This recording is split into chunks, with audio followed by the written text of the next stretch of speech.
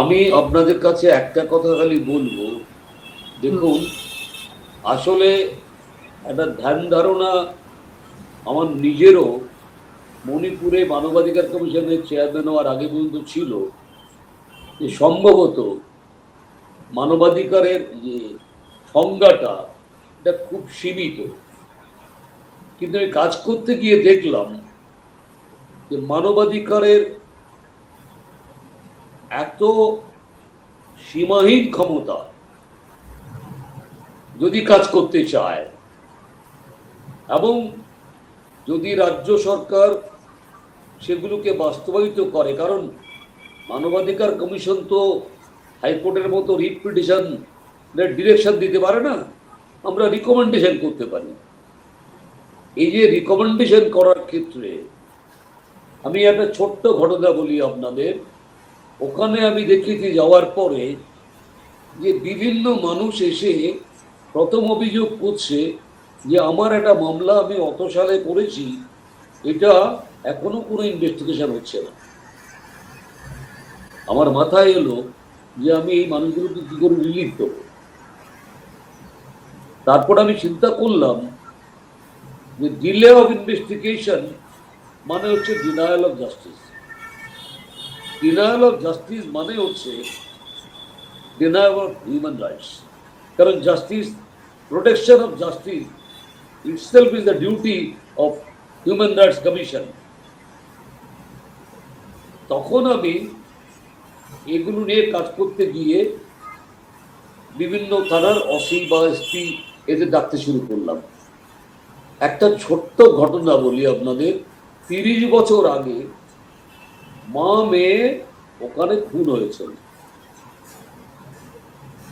এটা পূর্ব ইম্ফল বা পশ্চিম ইম্ফল জেলার। এসপি ছিল ইবম চা। তো আমি ওদের ডাকালাম, ওরা যখন আমাকে দিল কেসদারি, আমি দেখলাম 7 জন আয়ু ছিল। প্রথম আয়ুর পরে আর কেউ কেসদারি খোলেনি। তা সমরবাবু নিশ্চয়ই কেসদারি ব্যাপারগুলো আপনারা পরিষ্কার। কেসদারি খোলেনি মানে প্রথম দিন যে মামলাটা রেজিস্টার্ড হলো এরপরে আর কোনো তদন্ত হয়।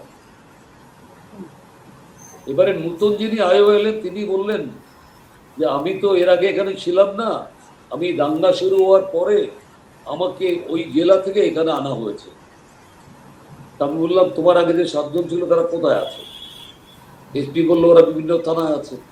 আমি বললাম এই 7 জনকেই কালকে এখানে নিয়ে এসে হাজির করো। এসপি বললো না, আপনি আমাকে 2 মাস সময় দিন। আমি বললাম না, 2 মাস দেবো না, কিন্তু তোমার প্রেয়ারও আমি নাকচ করছি না, আমি তোমায় 15 দিন দিলাম। 15 দিন পরে এই নতুন আয়োটি এসে বললেন যে আমি আই উইটনেসের সাক্ষীর ভিত্তিতে 2 জনকে অ্যারেস্ট করেছি, আমি আরো 15 দিন দিলাম। তারপরে বলল আমি চার্জশিট দিয়ে দিয়েছি, তাদের এখন কাস্টডিতে রেখে ট্রায়াল চলছে। তাহলে আপনি বুঝুন 30 বছরে যে জিনিসটা করা গেল না, সদিচ্ছা থাকলে পরে সেটা কিছুদিনের মধ্যে হয়ে যায়।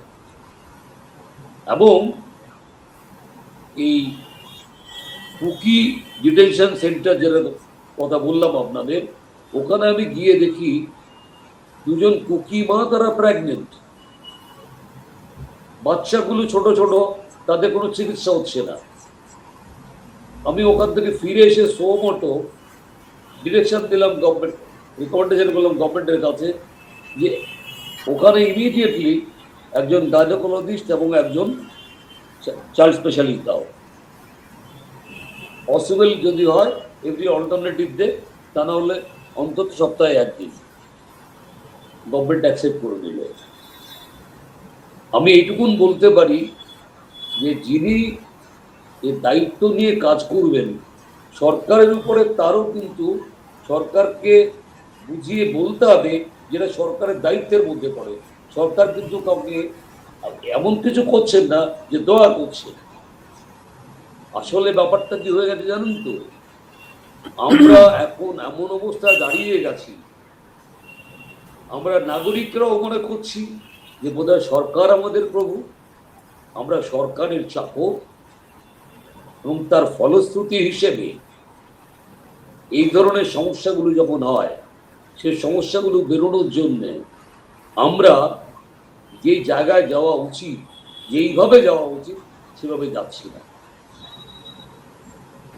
প্রথম কথা হচ্ছে, মফিয়া আমাকে যে প্রশ্নটা করেছেন ছাত্রছাত্রীদের ব্যাপার নিয়ে, মণিপুরে একটা regional institute of medical science একটা আছে কলেজ, তাতে সারা ভারতবর্ষের ছেলে মেয়েরা পড়তে যায়, কেউ এমডি করতে যায়, কেউ এমবিবিএস করতে যায়।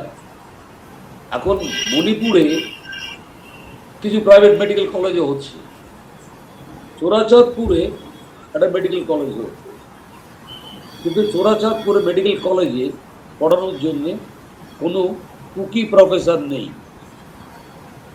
কুকির টিচার নেই।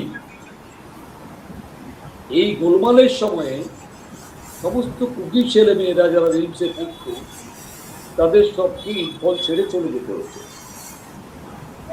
এবার তারা হিউম্যান রাইট কমিশনে একটা অ্যাপ্লিকেশন করবে যে আমরা আমাদের পড়াশুনো করতে পারছি না, তুমি চোরাচাঁদপুর মেডিকেল কলেজটা চালু করতে বলো।